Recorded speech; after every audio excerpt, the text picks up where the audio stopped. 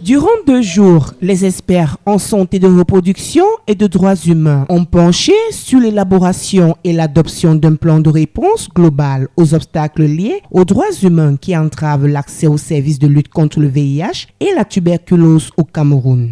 L'objectif de cette rencontre est défini par le Fonds mondial. S'assurer que l'ensemble des populations bénéficient des services de prévention et de l'information pour éviter de tomber malade.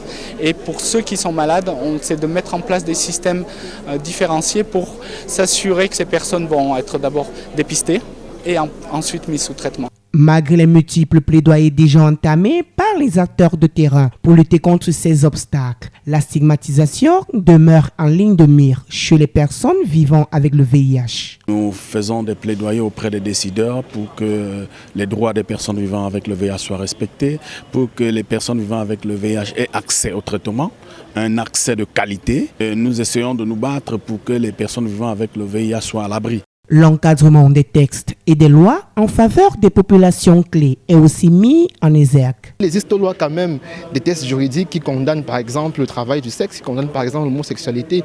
Et ce sont ces lois-là qui font en sorte que ces populations, qu'on dit les populations à risque, parfois se cachent.